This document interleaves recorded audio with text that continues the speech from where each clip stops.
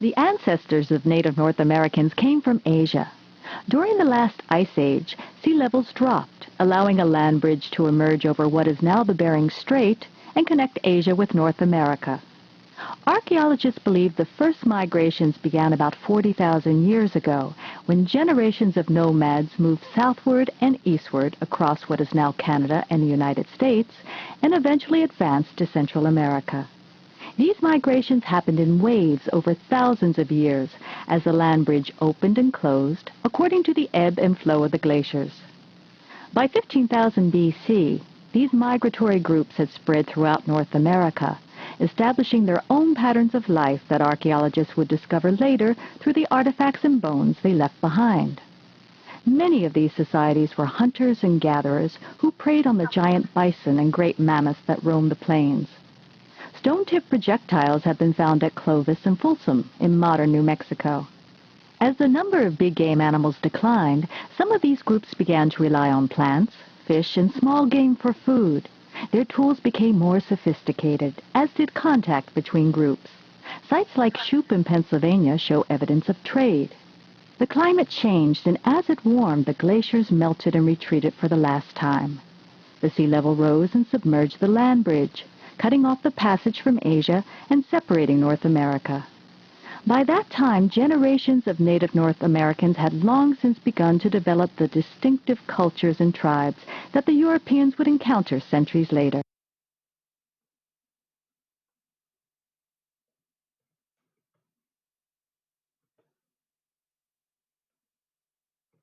The ancestors of native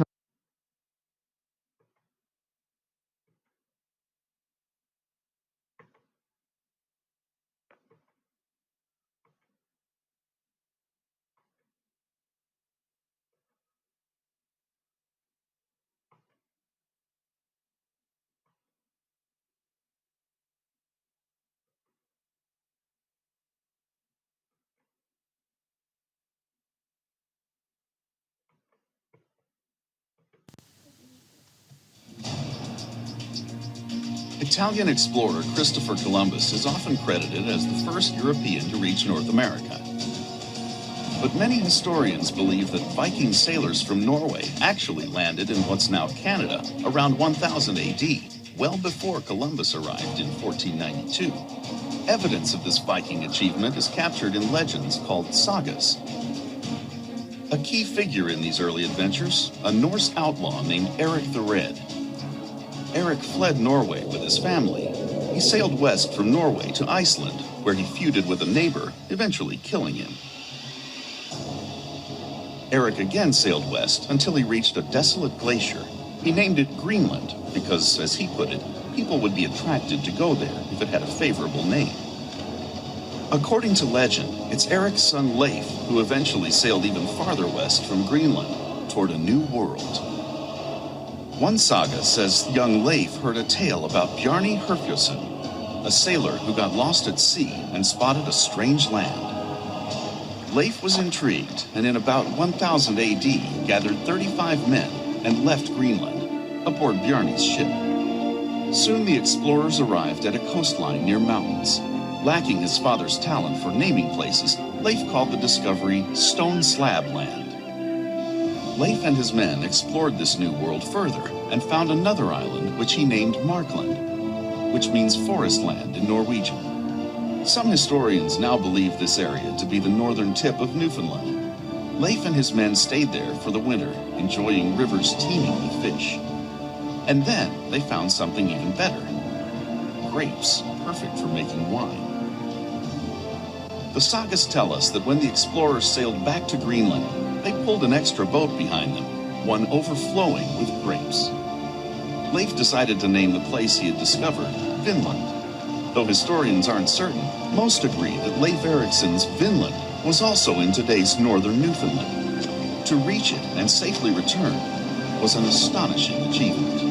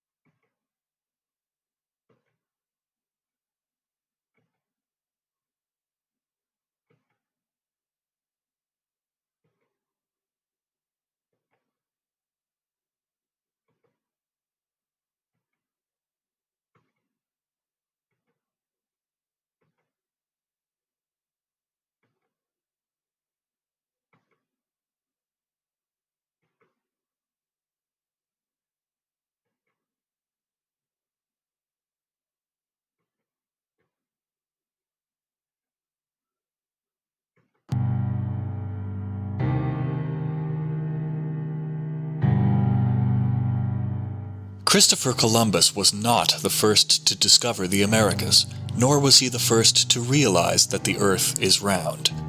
He was the first, however, in other exploits, namely genocide and the transatlantic slave trade. In 1492, Columbus discovered the Americas when he landed in Haiti and several islands in the Caribbean. The Arawak Indians inhabited these islands. For the second voyage to Haiti, the following year, 1493, Ferdinand and Isabella gave him the resources needed to subdue the population. When he returned to Haiti, Columbus demanded food, gold, and cotton thread, and was increasingly met with resistance. This resistance gave him the opportunity he needed to declare war on the Arawaks. With 20 hunting dogs, horses, and guns, Columbus set upon the Arawaks, tearing them up with dogs and mowing them down with volleys of bullets, and running them over with horses. Reporting back to Queen Isabel of Spain, Columbus boasted, "In the name of the Holy Trinity, we can send from here all the slaves that Brazil will hold." The Spaniards hunted Indians for sport and murdered them for dog food. Columbus would reward his officers with women to rape.